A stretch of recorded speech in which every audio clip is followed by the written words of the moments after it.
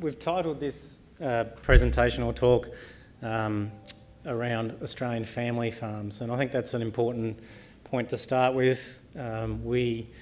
Whilst we're significant in our category, which is stone fruit, which is peaches, nectarines and plums in particular, we are still a small to medium business. We're not a large corporate, and hence some of the things I'll talk to today really address the challenges from a family farm point of view. I've got our corporate video, which I'm going to show you, partly to explain what we do and partly to eat into the 20 minutes, because I'm not sure I can speak for that long. So we'll give that a go now.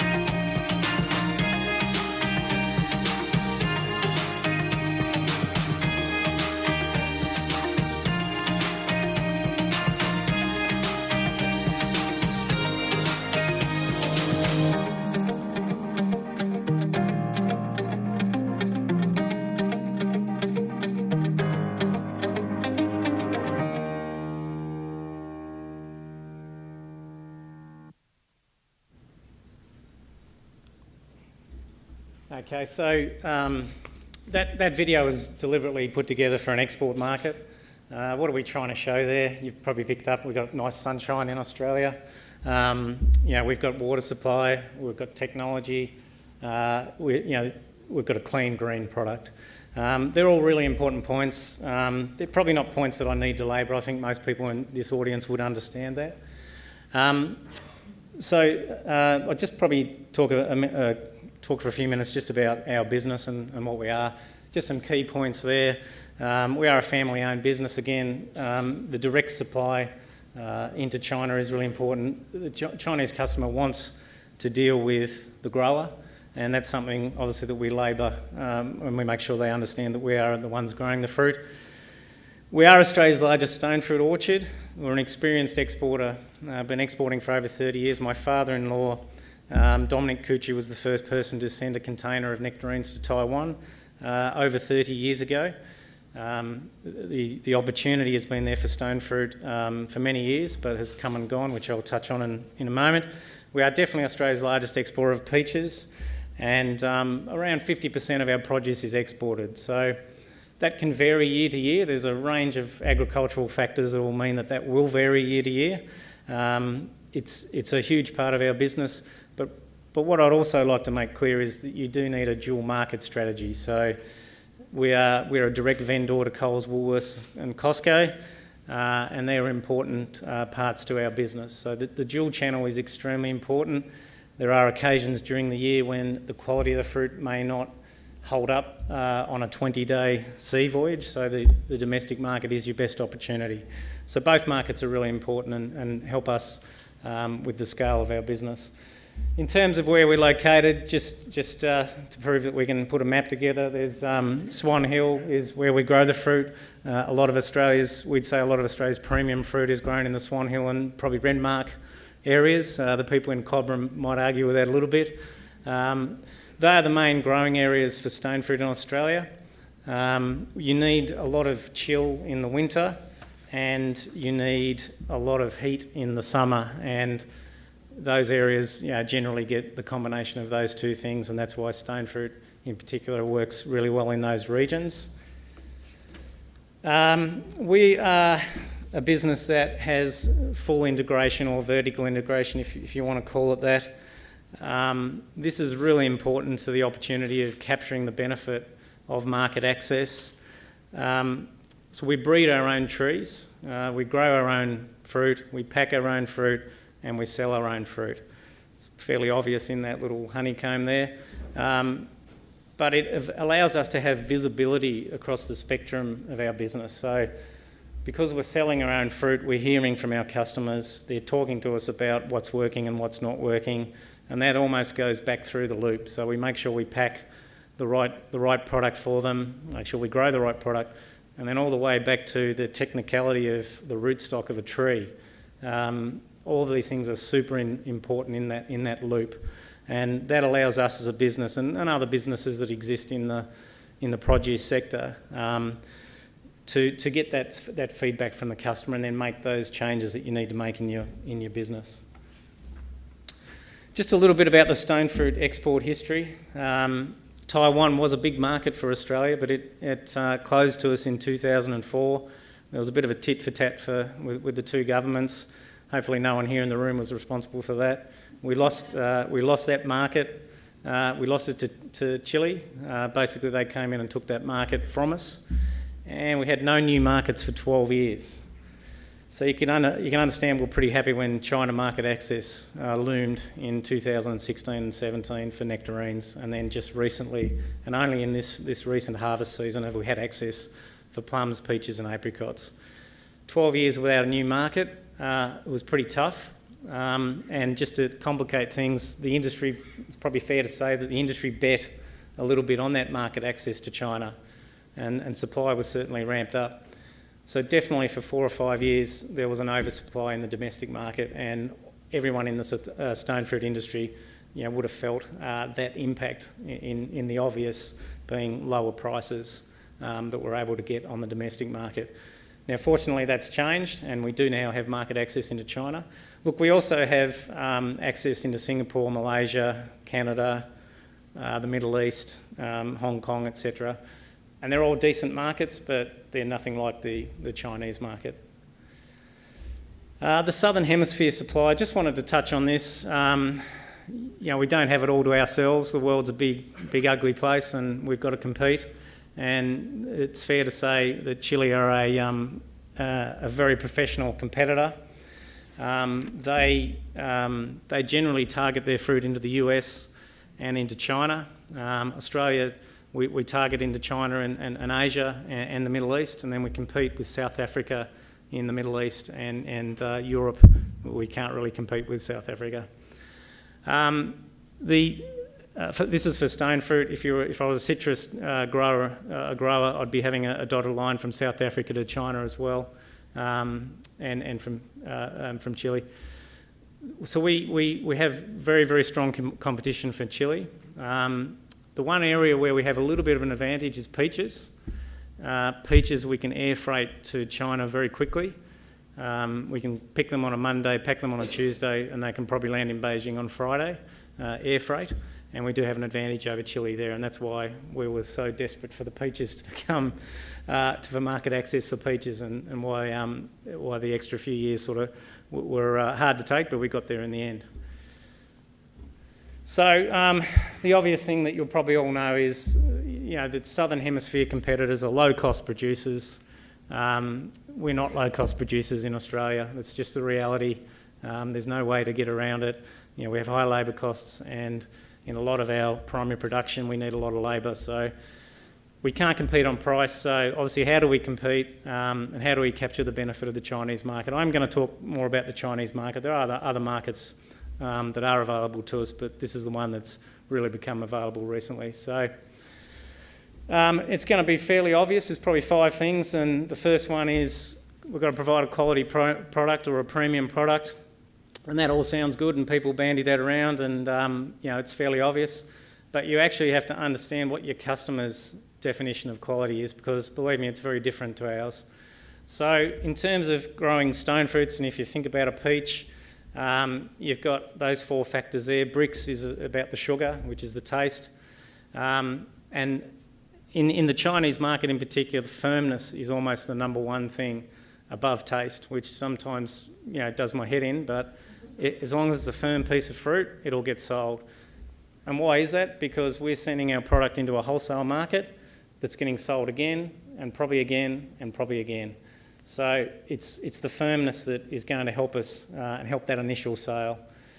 Optimal size is really important, and I'll get into a little bit of micro here, but you can have a 63mm peach, which is sort of like that, and a 78mm peach.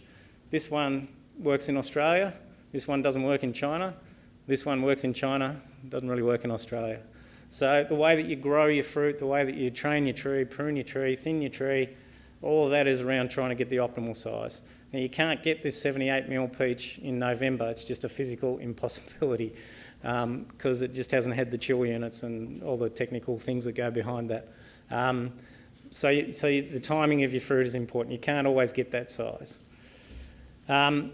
Also, packaging is really important. I think Tina touched on it.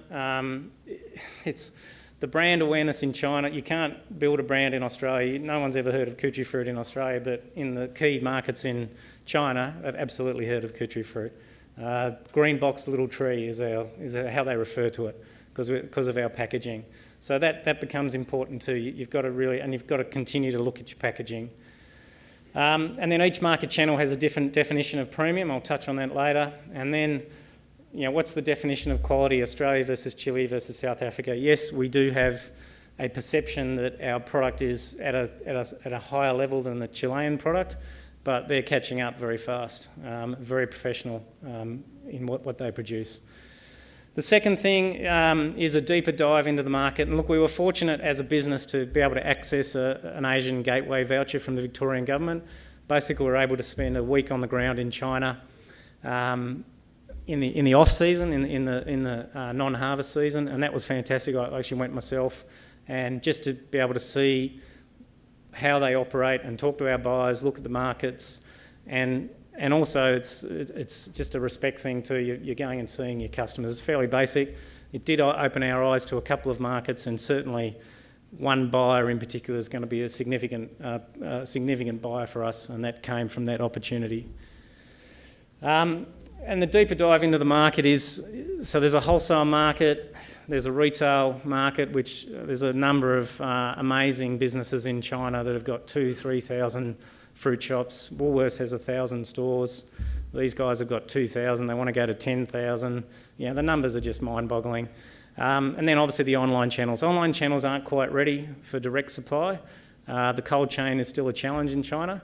But that market is going to be exciting over time. But right now it's not our number one market.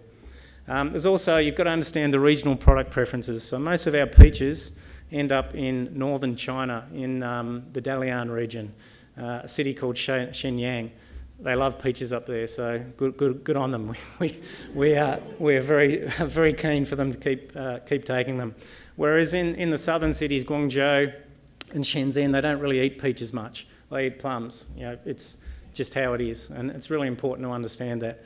And then the third thing, just really obvious, but on the ground presence. My brother-in-law Gathan, who's the owner of the business, and our export manager, spent a couple of weeks this year just on the ground, looking at our product, talking to our customers, getting that loop about what it is that they actually want, not second-hand, not third-hand, getting it first-hand, and then feeding that back into the business. And some of the learnings we'll put into the way that we grow the fruit, the way we prune and thin through the winter as well. The third thing is timing. This will seem fairly obvious, but there's just no point having fruit available when everyone else has got it. It's no fun. Believe me, January in Australia is no fun selling peaches, and if you walk into Coles and Woolworths, you'll see them at $2.50 a kilo. We're not making any money at $2.50 a kilo. So we've got to understand the timing of when the Chilean product is coming. We do have a fantastic window, probably for 3 weeks in late December and early January, when they will not land that much fruit, and then after that it gets very tough. You've also got to understand the other Australian regions. Renmark grows a lot of fruit, good fruit. Cobram grows a lot of fruit. So how does your timing work with them and your other Australian producers? You know, how much volume have they got? And then the variety timing. So I said that we this little peach here, it's all we've got until about December 15, and then we can start getting the bigger stuff. So we've got to, as we plant, we've got to understand the timing of those varieties and which markets that we're planting for. And then Chinese New Year. Now, it's not the same every year. So this year wasn't too bad. Next year's January the 26th or something like that, but it's 8 or 10 days earlier. So the fruit that comes in on January 20th this year was magnificent. Picked, packed, sent, sold before Chinese New Year, you beauty. Next year, not so easy. So, but we've got to think about what we do about that. You know, how do we manage that? The premiums available up to Chinese New Year are significant. After Chinese New Year, it's more challenging. So you've got to understand that one as well. It's not all doom and gloom though. We'll get to some good stuff. The other thing that you've got to understand is the ease of doing business or otherwise. Now, we've kissed some frogs over there, more than we'd like to admit over the years. Pricing terms, we like to think we're selling on fixed price. They like to think we're selling on consignment. And sometimes we meet in the middle, which is MGP, minimum guaranteed price. It's a challenge. It's just a continual discussion. Payment terms can take a while to get paid, and you're happy when you get paid. And that's the reality of doing business over there. It's just, that's the reality of it. And obviously you work out the ones that you want to do business with and the ones that you don't want to do business with. The other thing to really understand is how important your product is to your buyer. So the best example here is cherries. You know, we all love cherries. Chile send 160,000 tonnes of cherries to China. And they're at a price point where they're available really to the mainstream Chinese. Australia grows 21,000 tonnes of cherries. It's just off the charts. So our buyers, at that time when they've got all these cherries coming, they're not really that interested in us at times. And it's just a matter of understanding that and working with that. They make a lot of money out of the Chilean cherries. They make some money out of our product, but as compared to the volume that's coming in, you know, you just got to understand where you're positioned. Supply chains in China are a work in progress. The cold chain there can be challenging, and then the border sovereignty issues. Let's just hope that we're nice to China and they're nice to us, and they let our product through. There's a couple of other challenges. Air freight availability that Tina touched on. The milk powders and other things, we are competing with them for our stone fruit to get to China with seafood, meat and other products. It can be a challenge, it has been a challenge. And the sea freight, the sailing times don't always match to when you're picking the fruit. So the boat's sailing on the 4th of January, you've got to have it down there by the 2nd of January, you've got to pick it on the 30th of December. It might not be quite ready, so you've got to make decisions about what you're picking, how much you're picking. It doesn't always line up. So these are all the challenges. So why would you export? It sounds like it's pretty hard. Well, basically, the premium returns are available. They're just, you know, they are there. You know, look, for peaches, it's double what we can earn in Australia. So it's been a long time coming. It was fantastic to see it turn into reality, but they are there. So that's a key reason. The other one is the volume of sales. You know, a sea container is 20,000 kilos, 2,000 boxes, and you can send 4, 5, 6, 10 of those a week. You know, you just cannot, you know, send that volume into the domestic market unless you want to get paid nothing for it. The other reason, building these and developing these long-term customer relationships, you know, that's the loop that I'm talking about. That the feedback, continual feedback, will get better. They'll do a better job of selling our product. You know, it's another fantastic thing. And then really the thing that market access really gives us is the confidence to invest and build scale. So knowing that these markets are there, knowing that the volume can be sold, means that we can invest, and we invest in technology. We've you saw the video there. Those things don't come cheap and are continually updated. We invest in that's the double one. We invest in the way that we grow the fruit. So we're currently any new plantings on our orchard are on 2D trellises because we believe that automated harvesting will come one day. So there's these fancy machines that can go along and pick the fruit. And we're investing in the way that we actually grow the fruit and then building scale as well. So that's what market access really gives an orchard, a farm, no matter what size. And then just probably the outcomes, and we'll probably touch on this, but you're able to loop all that information into a matrix. What crop you're growing, are you growing peach, are you growing nectarine, white or yellow peach, clingstone, freestone, sub-acid versus acid, all the details that go in behind it. You're able to talk to your customer and understand what it is that they want you to grow. Stone fruit trees don't last forever, maybe 15 years, maybe 16, 18. You do have to turn over the orchard. And then the timing of when you grow and what specification you grow and how much you grow. All of those things mean you're going to build a better business over time.